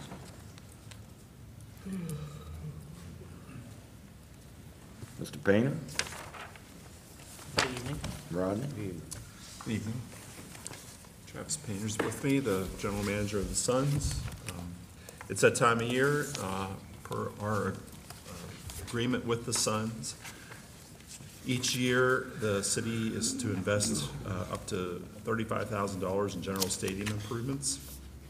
Last year, we did that, and we actually obtained a grant to help fund some of the lighting, so there was some additional fund balance that's still in the account, so to speak. So we actually have $41,321 to use if you choose to do that. In September, Travis gave us a list of things to do and things that they could see for improvements at the stadium. And we sat down, we talked it through, looked at what we could afford to stay within our budget, and want to present this list for your consideration here tonight of what we came up with. So the first thing is that the field lights are, the lighting on the field is not up to minor league baseball standards. So what we're proposing to do is re-lamp the lights, basically change the light bulbs, clean them, re-aim them, and we would work with Musco Sports, who does that type of lighting work. And their proposal is for $11,000. The second thing would be to replace a concession counter. If you go at the stadium and you're walking behind the grandstand, it's kind of on the third base side. There's a grill there. It's in very poor condition now. There's some pictures in your memo. And the other issue about it is it's very prone to being hit by foul balls. So what we would do is rebuild the counter, put a roof over it to protect both the patrons and the person that's working there for the Suns. The third thing was to install a screen or a fence adjacent to the grilling area that's right behind the beer garden, so that that area is kind of screened out from view of the public. The fourth was install a wall in the team store, would allow them to have more merchandise display, and also a wall in the groundskeeper's room that allow them to have more room for storage by having a smaller area cordoned off there. Next was electric conduit repair on the outfield wall. This is unfortunate that we have to do this, but this conduit's been there for some time, and you can tell by the pictures it's sagging and. We did it before too, though. Yeah. We fixed the first base side. It looks pretty good, but this is the outfield wall, and it needs to be done, and it's fairly involved what has to happen there. And then there's just a list of general plumbing and electrical repairs that need done around the stadium that we would have to hire an electrician and a plumber to do. There's numerous other things that they have on their list, but these are the things that we feel that we can get done within the money that's in the account. So how much is in the account? Well, there's a balance of $6,321 from last year, and then $35,000, which basically is the rent that they pay us, is in that account as well. So if you put the two together, you're at 41. So why didn't we include the city staff cost in this? Well, we haven't in the past. For the things that we have to contract out, obviously labor is included, but for the things that city staff does, we just use the material costs. Some of the city labor costs, I think, would be in these numbers. These are just approximations, but there's a likelihood that we can't include all the labor cost. Are items 3 and 4 safety-oriented items? Like operational issues? Install screen fence adjacent outdoor grilling and install wall in the team store. You want to answer that one? 4, not necessarily. 3, we don't really have a spot which could become fire hazard. We don't have a spot to really contain, I guess, gas, propane tanks, and this would give us an area that we could kind of. The fire marshal wants that. Yeah. I'd make the following comments. One, this is one of the rare places I see that we have fund balance carried over from last year. We, to my knowledge, don't do that with anything else. And by the way, I'm not opposed to this. It may sound that way when I start, but I'll note that for one. The other thing I would note is that the only reason there's a fund balance there is that we found a way to live up to our obligation without spending $6,300 of that money, because we spent the $35,000 plus last year for the stadium. We just found a way to fund some of it, right? That's correct. That's correct. Right, but understand that's fantastic, as we all know, but let there be no misunderstanding. It's not because we didn't spend $35,000 at the stadium, it's because we didn't spend the money from that particular location. It wasn't all city funds. Right, and I agree with Kristen that not putting in expense for labor is also grossly understating the cost of all this. So where am I coming to? I'm coming to the fact that one of the last things here on our memo says that we're expecting that the Nationals are going to seek an extension of the lease and want to start discussing that in early 2018. And my answer is simple. If somebody tells me the Suns are going to be around, then I'm all for this. If there's a chance that the Suns aren't going to renew the lease and next year is the last year that they're going to be playing at the stadium, then I would say we have an obligation to spend the $35,000, and that's our obligation. And so, obviously, what my feelings are is that we should figure out the $35,000 that needs to be spent, and the part of our lease extension would be to absolutely agree to have the other stuff done. And I'm assuming that that could all be done in time for the season starting, given the fact that we would commit immediately to $35,000 worth of improvements that we could start on right away, and hope by February that we could have a lease signed, and that would be plenty of time to finish out the rest of the stuff.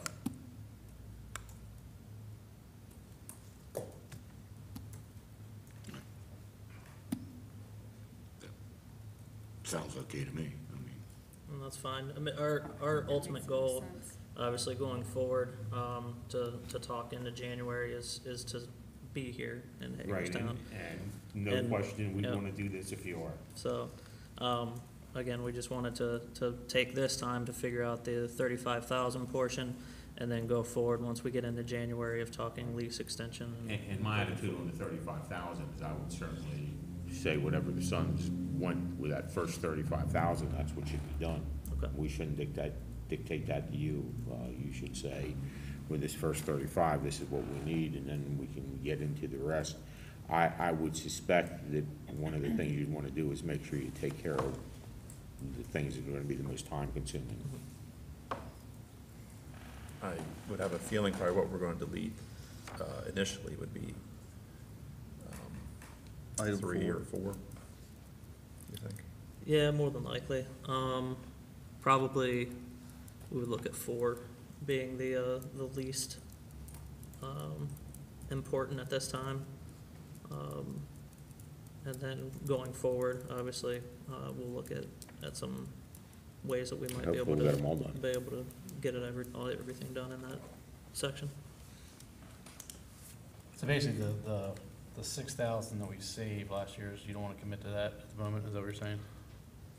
Not at the moment, I'm happy to commit to it if we're gonna get a lease on it, that's all. I just don't wanna spend the money if we find out the Suns aren't gonna renew the lease for next year. And we should know that. I would like to think in plenty of time to use that money to fund it.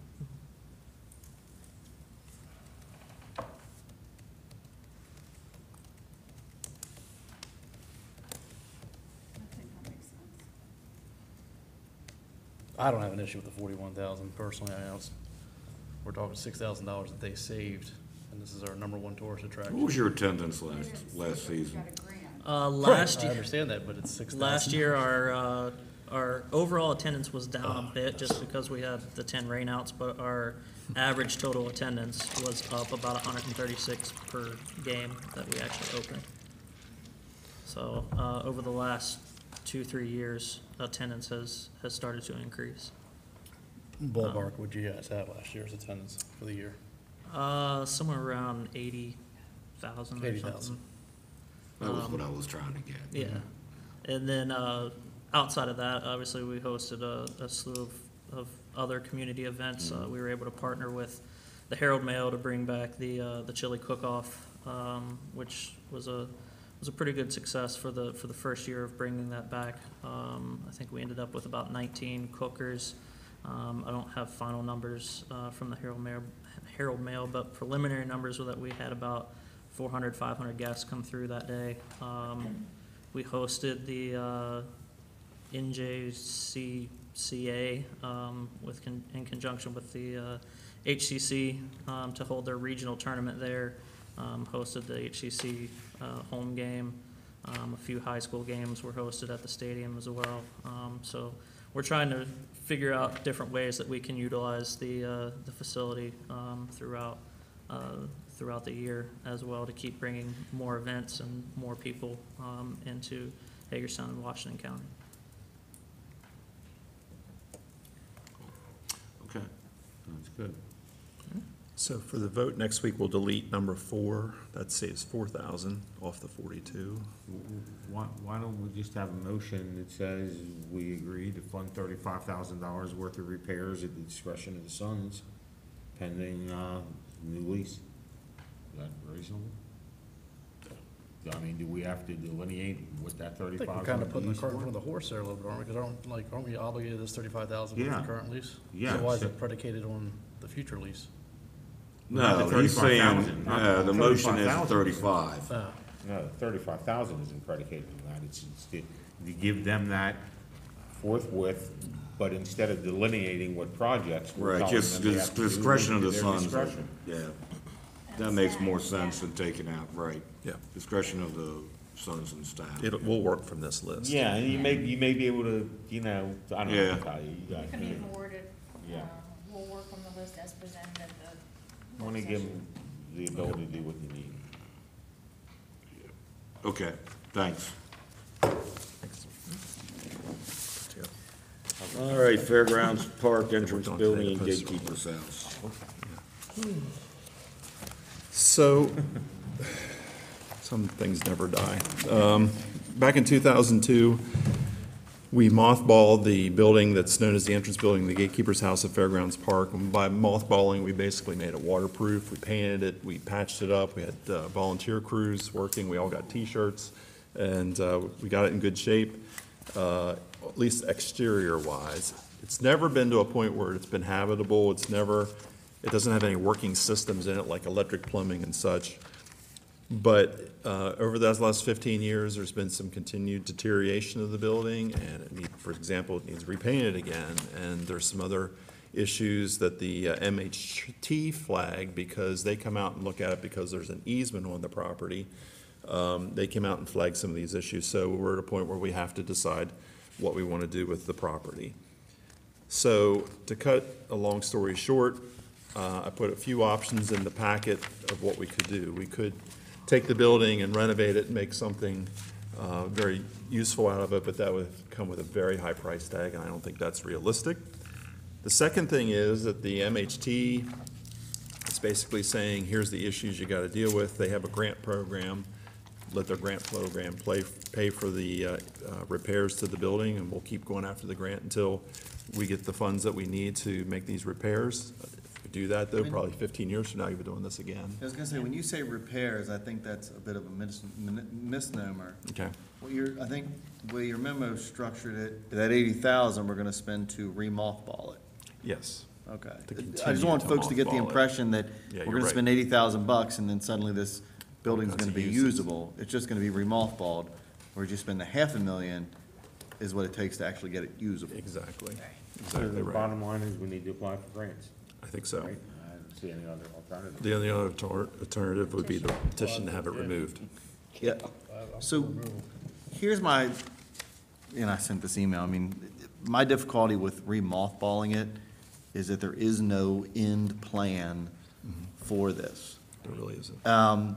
And, you know, as many times as I've been through that area, as much as I like the building, as much as, you know, I was out there and helped paint it, you know, when we thought, you know, big ideas for what to do with this one day, you know, one day it sort of came and went, is the building and I guess the situation of that building, the physical situation of that building, as it applies to the park and as the park has developed over that 10 or 15 years since we've mothballed it, it's almost like a hindrance, if you will, of accessibility into that park from that particular location. You know, because you come down toward the end of the street and the one tees off, and then you got this sort of huge building there, and then you got to drive all the way around to get to the park. Whereas in that 15 years, we've sort of brought those road systems up to the back of that building, but it doesn't go through because the building's there. And the building's there because we've all decided we're not going to do anything with it. And that to me just doesn't make a lot of sense as it applies to accessibility, aesthetics, and transportation in and out of that park. It just doesn't. And if we're not gonna put the money in, if we don't have that kind of grant money coming forward, we're literally wasting $80,000 to mothball a building that does nothing over the next 10 to 15 years, but further hinder the aesthetics and transportation value that that property holds without the building of accessibility in and out of that park. And I gotta tell you, I've been into that building a number of times when we were painting it. I am astounded that it hasn't started to fall down and that it hasn't been set fire, because the thing is just one big dry piece of wood tinderbox, I mean, just sitting there. And that's, so I guess I just look at it in terms of those logistics. I love the building. It isn't something I'd ever wanna, you know, look at tearing down, but, you know, as far as it applies to that park, it isn't helping it at this point. And my attitude, as long as we can get grant money, that's what we ought to do. One way we can try to get grant money to keep it in the condition it was put back into when we did it. The other way, we spend $75,000 potentially of general fund money to tear it down. If you were to tell me, Kristen, that we had to spend $80,000 to $100,000 of general fund money to mothball it, yeah, I probably wouldn't be voting to do that, but if We're we making a can- gross assumption we're gonna get grant money. Well, that's, So how long do we let that go on, I guess? I don't know. Yeah, it's an annual Is it grant. 1 year, so- is it 2 years? Right. Are you spending money right now on it? We do basic maintenance on it, like if a window gets broken, we try to fix that, a door gets broken, we fix that. And I don't know the answer, but I would certainly apply for the grant this year and find out. We don't have any money in the budget to take it down now. I got that. Maybe I use the example of the people call it the Bester House, the two we tore down on Baltimore Street. Right. Like how far do we let the property go in this grant application process before we have that consideration? Well, maybe next fiscal year, I don't maybe, know. but I think first we apply and see what happens. That's what I would say. The time frame, I would say, I can't give you how long we should wait. I can tell you how long we shouldn't wait. We shouldn't do it before we at least apply for a grant and see what the reaction is to it. With the grant application, making it clear. Plus the fact, let me ask you a question. I haven't read anything in here that says we necessarily are guaranteed that we can take it down if we want to. Is that right? Not at all. Right. There's an easement on it. Right, and so I can almost guarantee you that they aren't gonna let us take it down. There was Have an we ever easement tried on to other sell it? properties, right? Other properties, other, We've had easements on other properties. that we've torn down. I thought we had one just in the last 2 years that we had to buy out of, so to speak, and It was like a CDBG loan, I believe there was Yeah, on it one wasn't property. Maryland Historical Trust, I don't It wasn't think. Maryland Historical Trust. that I I don't can think they'll ever remember. let us take down this building. A good way to But- find out is to make the request. Yeah, I think if we- That's simple. if we But apply for a asked if grant, we could you can- if you we can- paid back the grant, would you- it remove the easement? which is and how much? That was. I don't even know if you No, can the do that. original amount, not this 80 we're looking at. How much will we have to pay back to buy out of the easement that's on it now? 73,000. And I don't So know. 73 in addition to the 70 or 80 to tear it down. Potentially. So it's really 150 grand. in And- But there. they said no anyway, they said you could not buy it. Yeah, I was gonna say, that's how, We yeah, got you that can't buy answer. back just because you want to. Yeah. So having said that, maybe the best way to get a grant is to apply simultaneously for the right to tear it down and apply for a grant to rehab it. Because that's, I mean, you know and I know they're not gonna let us tear down this building. I think we know that. That's at least the odds. So I think looking for grant money is the safest way to start.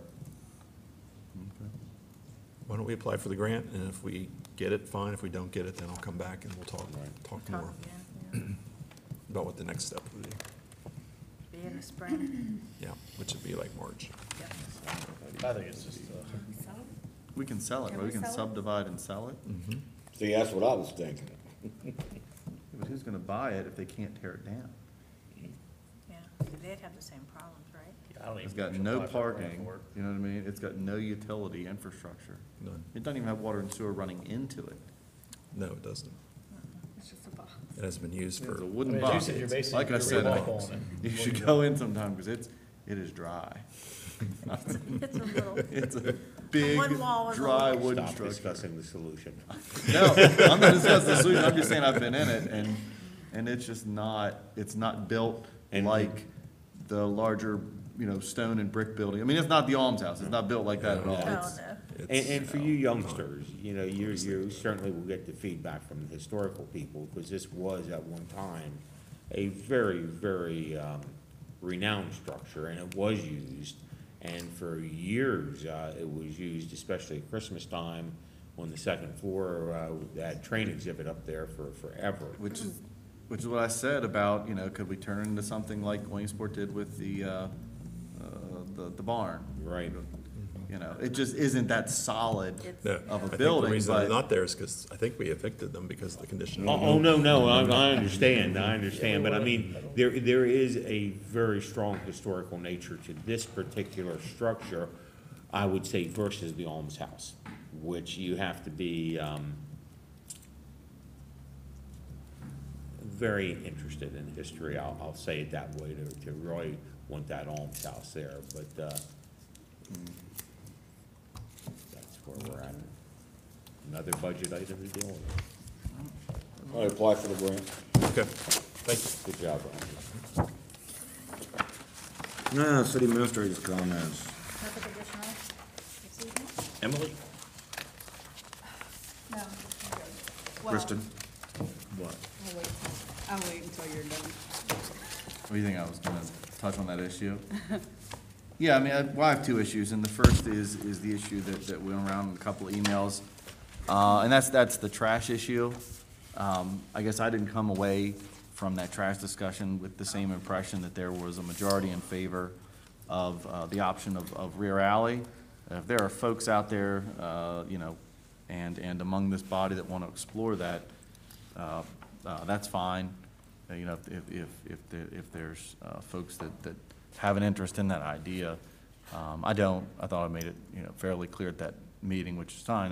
That's what I made. But I thought that there wasn't a majority in favor I of think those you're correct, alternatives. Kristen. I'll just say the reason I'm agreeable to it is because I'm open to being shown that I'm wrong about what I think. That's all. All right. I think that's, yeah, I think you had mentioned the tour, and then that's where the conversation. You mentioned a tour, and then I believe when we voted on it, I even asked specifically, was there still consensus and agreement we would look at that as an option? Correct me if I'm wrong, that discussion was made a couple times. Yeah, I didn't get the sense that there was a consensus to head in that direction. Well, Councilman Metzner and Councilmember Keller both said at the time, yes. So I don't know how much more black and white that Yeah, I could have didn't been. get that impression. No, I said it's not gonna work. I certainly will go on a tour though, so I think we need to go on tour all at the same time so we can see at the same time. It's Oh, not yeah. gonna work. I've walked down those alleys, it's not, I there's definitely- not a chance it's gonna work, but, I'll go on the tour. yeah. You guys are some optimistic people in here. They were, the Pot tour was meat kettle. tentatively scheduled for Tuesday at 4 o'clock, Rodney? Tuesday at 4? Next Tuesday, if that works for everybody. If it works. Made it perfect. Second item is the comment earlier about the, like I said, it's not really an advertisement. I guess it was a negative advertisement, more like a bit. You know, I think the misconception, you know, and I'm sure folks shared this around social media, you know, 1015 Bob Rock sort of did this bit, your hometown, and they'd sort of disparage, well, I think everything under the sun associated with Hagerstown. And, you know, it's citizens, it's businesses, and it's cultural places. I understand it was attempted to be humor, and as I said in my responses, you know, on those media sites, you know, I'm all about, you know, someone's First Amendment, you know, freedoms to do so. But, you know, just like every thing associated with that, you know, there are the potential for consequences. And for me, I have no interest in the city continuing to do any further business, advertising. Otherwise, I have no interest in their free offers that they've apparently made. I have no interest in having employees that make those types of remarks. You know, given free tours by our staff. I don't have any interest in that. And here's partly why. Because I think that I was sort of on the fence until I went back on the website after they sort of apologized to the city privately, and they took it down, you know, abruptly. There's at least a dozen other communities still up on that page as of my last checking, such as Greencastle and Williamsport and Morgansville and all these other locations. And we don't live in a vacuum in this community.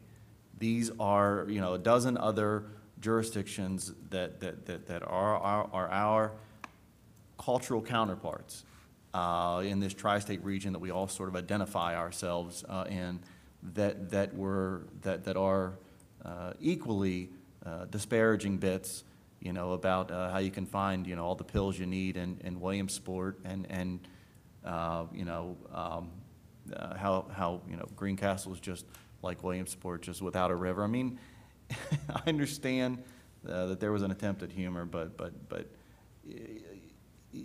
when that type of business, who's, you know, one of its primary functions is advertising to the public, you know, the good and the tourism driven and the cultural, you know, value sets of that community in which they broadcast, You just wouldn't expect that. And I guess I didn't expect it, and I will tell you, I've had Bob Rocks on my radio dial, in my car ever since they came out in 2009. I thought they were a great station, but there are three things that didn't happen when they communicated their regretfulness to the city. The first is there was no public apology for that action, and I thought that was distasteful.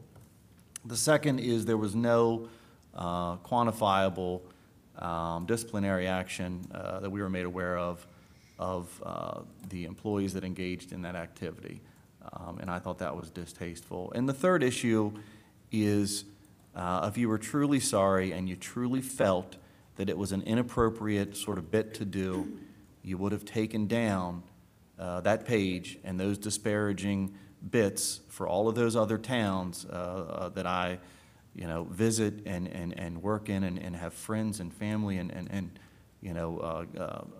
frequent businesses in, and they didn't. And so they were only sorry about the city, in my opinion, because they got caught, so to speak.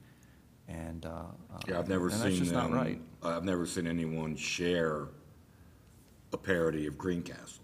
Or Williamsport, or any of the others. That's right. We threatened their pockets, which is why they So, were apologetic. the thousands of dollars that we spend on that station or any of the ownership's affiliate stations, I can tell you that this council member has zero interest in continuing any further business relationship with that ownership and any of its affiliate stations. Paul? I don't know anything tonight. Good job of trying. Go ahead. I just want to second that. I agree with Kristen wholeheartedly. I went on One Room Media's live video podcast yesterday on Facebook. You can go to Facebook, One Room Media, and spoke about this. And the community has had a really positive feedback over what I had to say, because I think we need to talk about the positive. I have no interest in doing business with them either.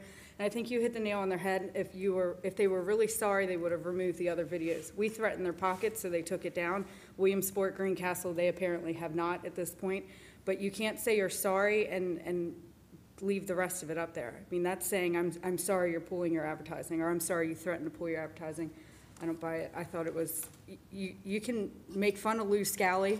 Okay, he signed up for it. Whenever you're in a public figure like that, he's used to it or whatever. But you don't make fun of violent crimes. I mean, people are dying in our community. There's nothing funny about that, and there's nothing funny about making fun of drug abuse. It's just not funny. It's distasteful.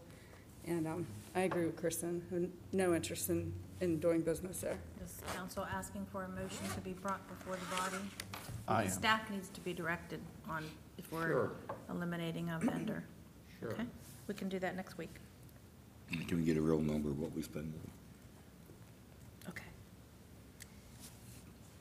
All right, I don't have anything else, so with that, we're adjourned, and we'll see you next week.